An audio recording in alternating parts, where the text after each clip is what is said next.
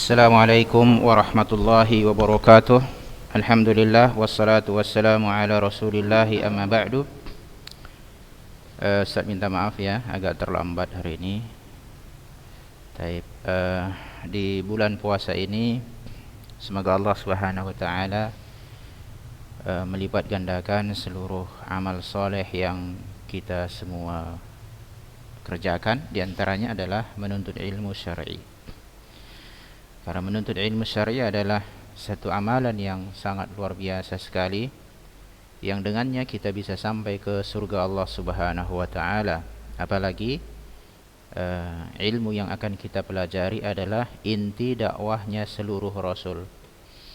Karena tauhid inilah seluruh rasul diutus, dan untuk ini jugalah seluruh manusia diciptakan. Untuk ini juga surga dan neraka diciptakan. Maka mempelajari ilmu tauhid hukumnya fardu ain. Artinya adalah setiap orang yang beragama Islam wajib mempelajarinya dengan baik dan benar, karena ini berkaitan tentang kebahagiaan dia kelak, kebahagiaan seseorang yang sifatnya itu abadi. Karena negeri akhirat negeri yang abadi, maka tentu sesuatu hal yang sifatnya abadi bagi seorang muslim itu menjadi perhatian yang sangat besar sekali. Baik anak-anak ustaz sekalian, semoga Allah merahmati kalian semua di bulan yang berkah ini. Kita langsung ya ke materinya. Oke. Pada pertemuan kita yang telah lewat, ini berkaitan dengan masalah doa ya, masalah doa. Oke, tapi kita masuk ke sini saja ini. Oke, ini ya. Kita tahu bahwasannya al-istighosah itu kan meminta pertolongan kepada Allah dalam perkara yang sifatnya genting. Ya, itu namanya istighosah. Nah, kalau begitu pertanyaannya, mata tajuzul istighosatu bil makhluk. Jadi kalau kita tahu meminta pertolongan dalam perkara genting itu hanya diberikan kepada Allah, namun boleh enggak kita meminta pertolongan dalam saat yang genting kepada makhluk?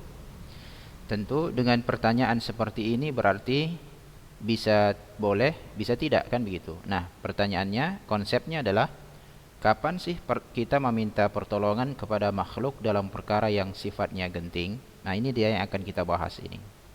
Karena kalau perkara genting yang makhluk tidak mampu di sana menyelesaikannya, maka itu hukumnya syirik besar, ya. Sebagai contoh, kita meminta kepada makhluk agar mengangkat bencana atau menghilangkan penyakit dari tubuh kita, itu tidak mungkin kecuali Allah Subhanahu wa taala. Nah, kita lihat jawabannya. وتجوز الاستغاثة بالمخلوق في الأسباب الظاهرة العادية من الأمور الحسية بشروط ثلاثة. Boleh kita meminta pertolongan dalam perkara yang genting kepada makhluk, ya, di dalam sebab-sebab yang nampak, yang jelas, yang perkaranya biasa, yang sifatnya juga itu bisa dirasakan, ya, dengan 3 syarat. Jadi boleh dengan 3 syarat, ya. Dengan 3 syarat. Apa itu? Yang pertama, an yakuna al-mustaghatsu bihi hayyan. Orang yang kita mintai tolong dalam perkara genting itu masih hidup. Jadi tidak layak kita pergi ke kuburan, wahai tuan fulan, wahai syekh fulan, angkatlah bencana corona ini dari negeri kami. Ini udah syirik besar. Jadi syirik pertama, yang pertama dia harus hidup. Misalnya asosiasi dokter misalnya, kita minta tolong, ya, bisakah ini bisa dicarikan obatnya dengan pertolongan Allah? Kan kita juga ibaratnya berdoa dan juga harus cari sebab. Sama dengan kalau kita ingin makan, nggak bisa kita katakan, ya nanti ya Allah berikanlah kami makan, nah, gitu. Tapi nggak ada usaha, ya nggak bisa juga, gitu. Harus ada usaha. Jadi perkara genting seperti ini, misalnya manusianya atau yang kita minta itu dia masih hidup, berarti kalau sudah meninggal hukumnya syirik. Yang kedua, an yakunal mustaghatsu bihi qadiran, ya, orang yang kita mintai tolong itu mampu menyelesaikannya. Contohnya misalnya gini, terjadi huru-hara kan gitu. Huru-hara itu kan perkara genting, keamanan hilang, ya. Keluar rumah juga nggak bisa, ya. Pembunuhan di mana-mana. Ada nggak yang bisa menyelesaikan itu dari kalangan orang yang hidup? Mampu dia? Bisa, misalnya tentara, polisi, pemerintah. Minta tolong misalnya, itu tolonglah ini diamankan keamanan. Ini kan bisa mereka amankan kalau terjadi misalnya huru-hara dan lain sebagainya. Mereka mampu, mereka punya senjata dan lain sebagainya dan terlatih untuk itu. Berarti syarat kedua terpenuhi. Tapi kalau dia nggak mampu, ya enggak. Ya, misalnya seperti ini tadi, kita meminta mereka mengangkat, ya bukan mencarikan obat, ya, mengangkat penyakit corona kan gitu. Itu mereka tidak mampu karena ini penyakit dari Allah Subhanahu wa taala. Obat saja kan bisa diteliti, kalau itu bisa dilakukan dengan izin Allah, ya, bisa menyembuhkan, ya, gitu. Tapi kalau dia nggak mampu seperti mengangkat penyakit, apalagi misalnya hal-hal yang tidak mampu manusia itu memberikan keturunan, itu semua dari Allah, ya. Nah, jadi syarat yang kedua dalam perkara genting boleh kalau dia mampu. Yang ketiga, an yakunal mustaghatsu bihi hadiran. Orang yang kita mintai tolong itu hadir, ada. Artinya maksudnya adalah kita tidak berbicara seakan-akan dia mengetahui ilmu gaib. Hadir maksudnya itu bisa di hadapan kita, atau misalnya kita telepon dengan sarana sekarang atau melalui surat. Ya. Misalnya ada huru-hara di suatu tempat yang genting, ya, nyawa melayang di mana-mana, ditelepon orang-orang yang mampu menyelesaikannya supaya mengirim pasukan dan lain sebagainya. Boleh, boleh. Ya, atau misalnya kalau bisa didatangi, didatangi, ya. Nah, dengan 3 syarat inilah kita bisa boleh meminta pertolongan dalam perkara yang genting. Kalau begitu, mana bukti ilmiah bahwasanya boleh kita meminta pertolongan dalam perkara yang genting kepada makhluk dengan 3 syarat ini? Ini ada dalam surat Al-Qasas, fastaghathahu alladhi min syi'atihi 'ala alladhina min aduwihi. Yakni dia meminta pertolongan dari kelompoknya atas orang-orang yang memusuhinya. Ini dalam kisah Musa dengan penduduk Mesir ini, ya. Jadi misalnya orang-orang yang misalnya kita diganggu orang, oke, kita panggil orang lain, tetangga kita, kerabat kita dan lain sebagainya yang bisa menangkal kejelekan orang-orang yang ingin berbuat jelek sama kita. Kan biasa sih seperti itu kan. Misalnya saudara-saudaranya datang lagi balik, kenapa diganggu ini dan seterusnya. Itu biasa, ya, kelompok misalnya. Nah, ini perkara genting. Perkara pembunuhan adalah perkara yang genting. Ada yang bisa mencegahnya? Tentu, ya.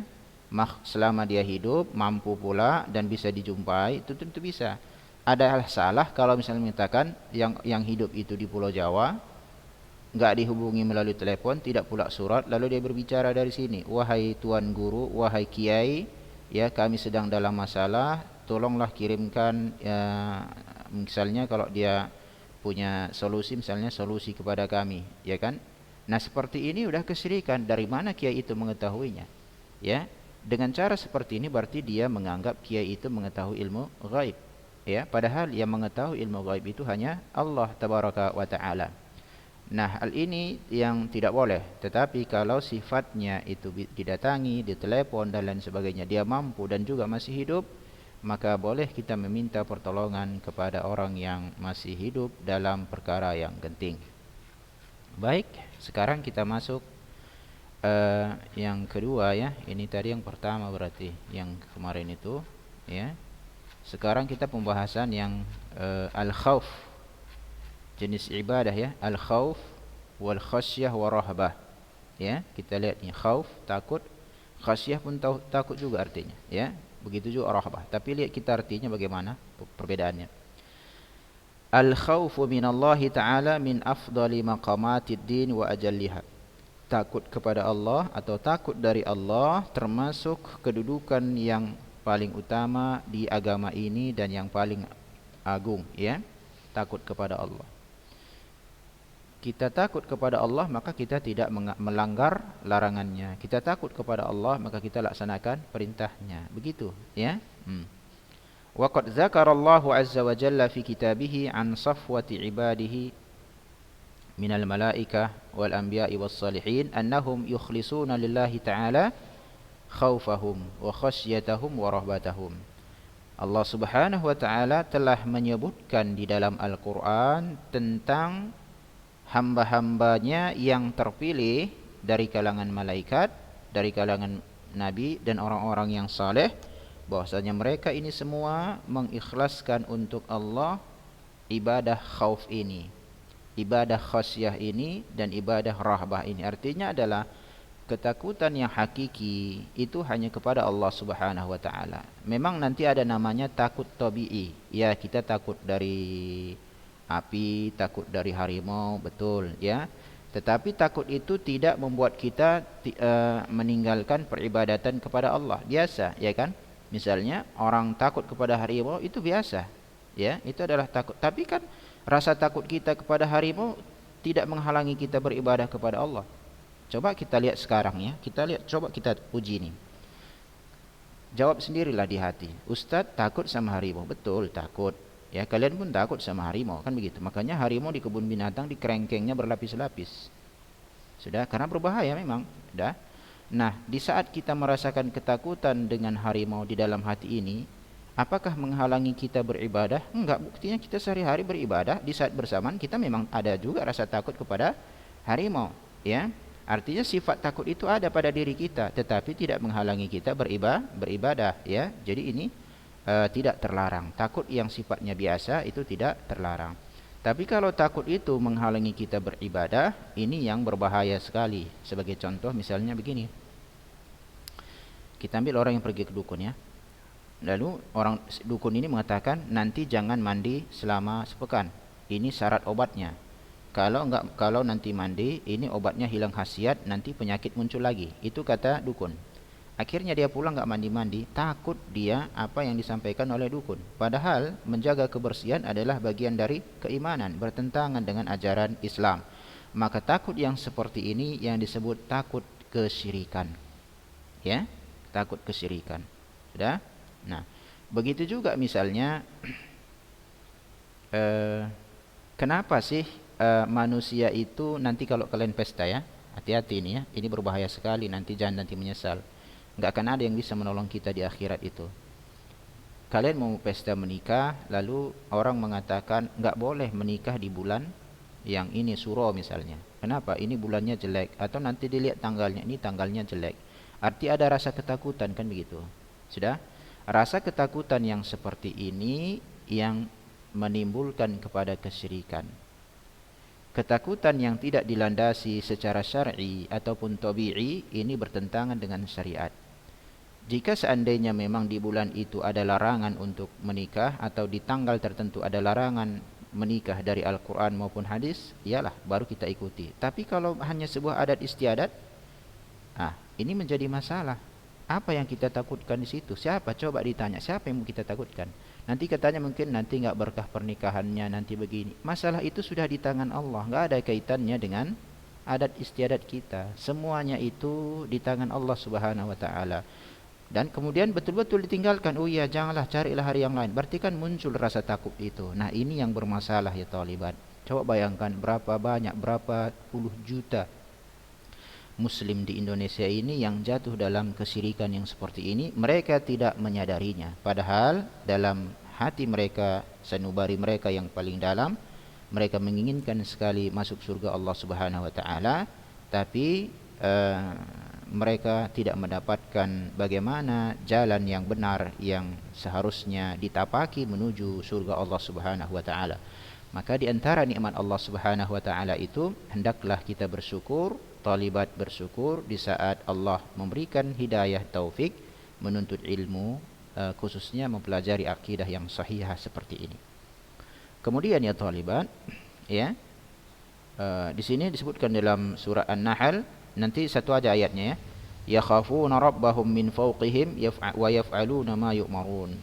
Mereka itu takut kepada Rabb mereka yang ada di atas mereka, dan mereka senantiasa mengerjakan apa yang mereka diperintahkan untuk dikerjakan. Itulah konsekuensi dari rasa takut. Jadi tidak bisa misalnya saya takut kepada Allah tetapi dia bermaksiat, tidak mau puasa, tidak salat, itu hanya sebuah hiasan di bibir dan ini bukan sebuah keimanan yang hakiki. Kita ambil satu saja dalilnya ya. Nah, oleh karena itu, nah di sini wa amara bi ikhlasi dzalika kullih lahu, dan Allah memerintahkan untuk mengikhlaskan rasa takut itu tadi semuanya bagi Allah. Begitu juga rasa rahbah, khawatir itu ya. Nah, kita lihat ini bukti ilmiahnya. Ini bukan hoax. Bukti validnya dalam surah Al-Maidah, fala takhshaw nasa wakhshawni. Janganlah kalian takut kepada manusia, takutlah kalian kepada aku. Maksudnya ini takut yang berlebihan, takut yang mengantarkan kepada kesyirikan. Bukan ibaratnya takut yang ini adi biasa ya, kan ketakutan yang biasa itu setiap manusia memiliki rasa takut seperti itu ya. Ya, misalnya takut dibunuh itu biasa ya. Ada misalnya takut bencana, takut tadi harimau ya, takut ular, takut tenggelam, itu adalah takut-takut hal yang sifatnya biasa, tapi kan tidak menghalangi kita. Keberadaan takut itu pada diri kita kan tidak menghalangi kita untuk beribadah kepada Allah Subhanahu wa taala. Yang bermasalah apabila keberadaan rasa takut tersebut menghalangi kita untuk beribadah kepada Allah Subhanahu wa taala. Kemudian di sini disebutkan rahbah dan khasyah, kedua-duanya itu maknanya berdekatan dengan khauf. Arti kurang lebih kalau kita terjemahkan secara bahasa Indonesia, khauf, rahbah, khasyah itu artinya takut. Ya, cuma kita lihat perbedaannya di mana. Ar-rahbah al-khauf al-musbir lil harab, fahiya khaufun maqrunun bi amal. Jadi nanti perhatikan ini ya. Kalau rahbah itu adalah ketakutan yang menghasilkan atau yang membuahkan kita melarikan diri darinya. Nah, oleh karena itu, rahbah itu adalah satu ketakutan yang diiringi dengan keamal. Jadi misalnya, kita takut kepada Allah, lalu kita mengamalkan amal yang saleh, mengamalkan seluruh perintah Allah, ini namanya rahbah. Adapun khasyah, khaufun mabniun 'alal ilmi bi'azamati man yakhshahu wa kamalu sultanihi. Khasyah itu adalah rasa takut yang dibangun di atas ilmu. Itu dia. Kenapa kita takut kepada ini? Kita tahu dia mampu bisa membinasakan kita, ya. Rasa ilmu dengan keaguman orang yang kita takuti dan kesempurnaan kekuasaannya. Jadi khasyah ini tidak bisa diberikan kepada makhluk. Itu kita katakan khauf. Khasyah ini untuk Allah. Ya, karena dibangun di atas ilmu, artinya dia tahu gitu ya. Kalau khauf itu biasa adalah itu sifatnya umum. Kata khauf itu sifatnya umum. Lalu pecahannya misalnya perbedaannya dengan rahbah dan khasyah ini tadi. Rahbah kita tahu adalah rasa takut yang mengantarkan untuk melarikan diri darinya sehingga dia melaksanakan suatu amal. Adapun khasyah ini rasa takut yang dibangun di atas ilmu.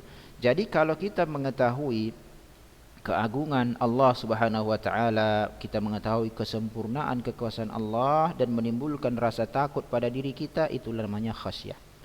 Tapi kalau misalnya kita takut kepada seorang individu, ya, namun kita tidak tahu kenapa kita takut sama dia, ini bukan khasyah namanya. Contoh tadi misalnya orang berpesta tidak mau di hari bulan Syuro, nggak boleh misalnya dia di hari-hari yang katanya nggak baik kan gitu ya. Tapi kenapa takut di situ? Apa alasannya? Apa alasannya? Ini kan butuh ilmu, ada bukti valid ilmiah. Karena begini kan begitu. Nah ini kan nggak ada, hanya sebuah cerita saja dan fakta pun tidak ada.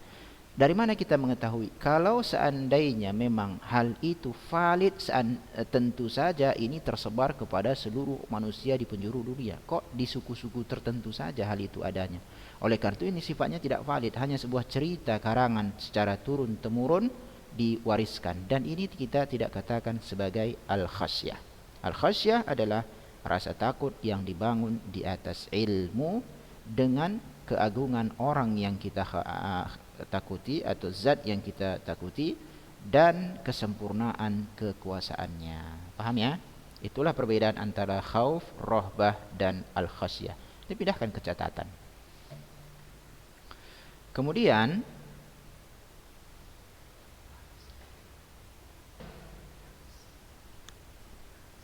Okey, Taliban, insyaallah kita akan masuk di sini ya. Aqsamul khauf ya. Jenis-jenis khauf ya, jenis-jenis khauf pada pertemuan kita ke depan insyaallah. Dan untuk nanti ujian akhir ustaz yang buatkan soalnya. Ustaz kan yang buatkan soalnya, insyaallah akan ustaz sampaikan nanti kisi-kisinya dan lain sebagainya. Karena sebentar lagi kalian kayaknya mau masuk ujian praktek lagi ya, enggak lama lagi insyaallah. Yang jelas nasihat ustaz di bulan yang berkah ini ya, senantiasa gunakanlah waktu membaca Al-Quran, membaca, mentalkhis ya, ya pelajaran ya di masa-masa kalian itu tugasnya hanya membaca belajar di usia sekarang. Ya mungkin membantu orang tua, tapi kan bukan inti, apalagi mencari nafkah ya. Bukan itu kerjaan sekarang ini. Nah, oleh karena itu pergunakan waktu dengan sebaik-baiknya. Demikian, semoga bermanfaat. Wassallallahu wasallama ala nabiyina Muhammad wallahu a'lam. Assalamualaikum warahmatullahi wabarakatuh.